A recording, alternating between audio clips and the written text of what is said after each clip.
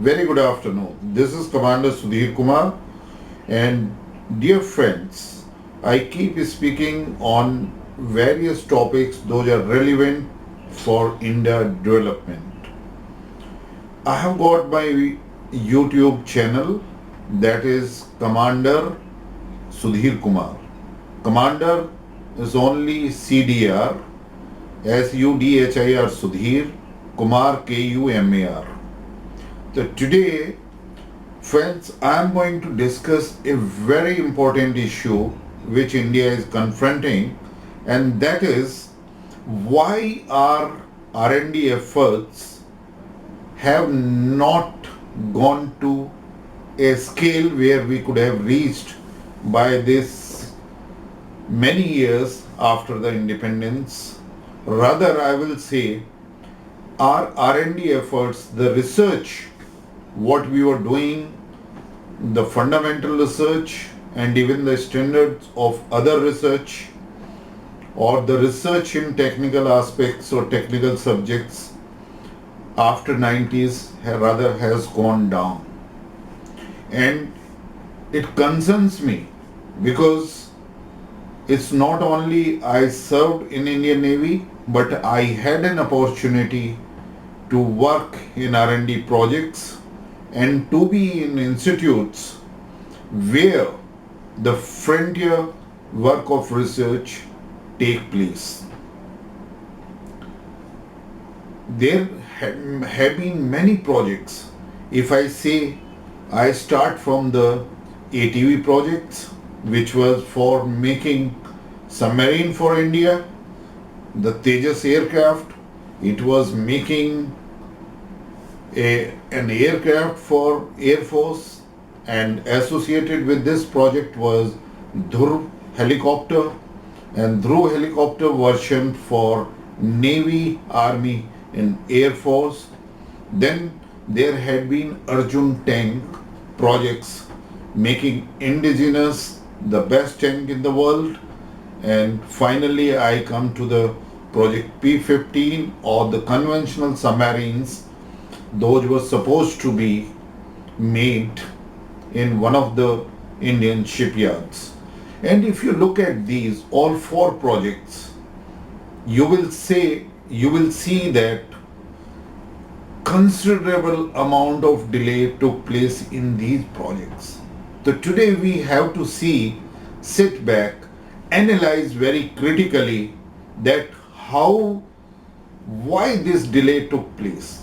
This delay has taken the government exchequer, the extra amounts allocated to these projects, and the final products which came out, it came out after a considerable time, and in few projects even an ultimate outcome has not been the matching standards. And today my audience is going to be who understands that what I am talking about. Our projects in ISRO has been successful. Finally, even in ATV projects, now we are making our own nuclear submarines, and that project has been aligned now and is making very rapid progress. But all these projects, like, they have come online maybe due to the extra attention which has been given by the present government, but we have to make sure that how we can improve the quality, standardization and the time lag, which so that these projects are completed in time, because they are not only of strategic importance to India, but there is a lot of money which is being spent in these projects, and that's the duty of all personnel those are involved in these projects. So my dear friends, and I would request the government of India to see them critically, that where we lack that efforts, where we have to improve in areas, those are needed focus and attention, so that this kind of a thing does not take place in any projects which is undergoing under our R&D efforts, whether it is at DRDOs or CSIR labs or any other labs. Even I was just going through a report. If we look at the kind of money which we spent on CSIR laboratories, 38 laboratories, I am afraid to say that the progress has not been in commensurate to kind of money which we spent over there, the number of people those are working there, and the number of laboratories those are there.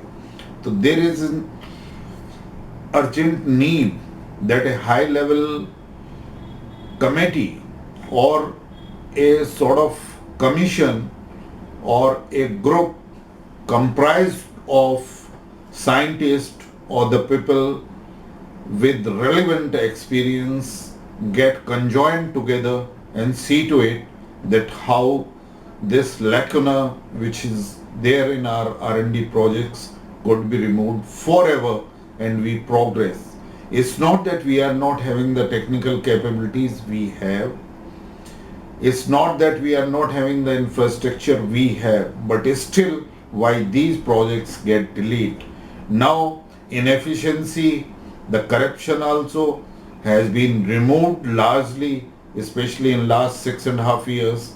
So we have to make that extra effort now that we are able to deliver all these R&D projects well before time.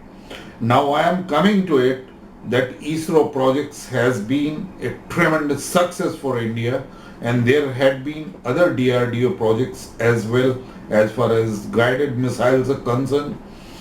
But now we have to take it that whatever field we touch upon in any of the laboratory, we have to make equally successful project and the products for future if we want to make India a self-reliant nation.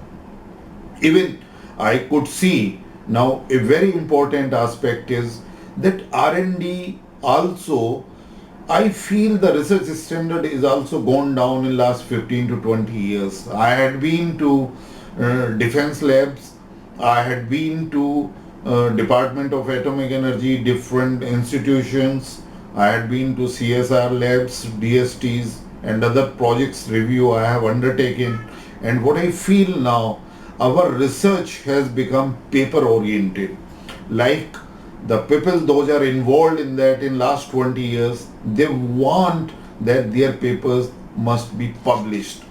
The research has become thesis oriented. We are interested that maximum number of PhD should complete their PhD thesis under me or under the people those are pursuing, and in that they are not taking care of quality, and then when quality is falling down, that's where the Indian research papers have got a very low standard as far as the global standards are concerned.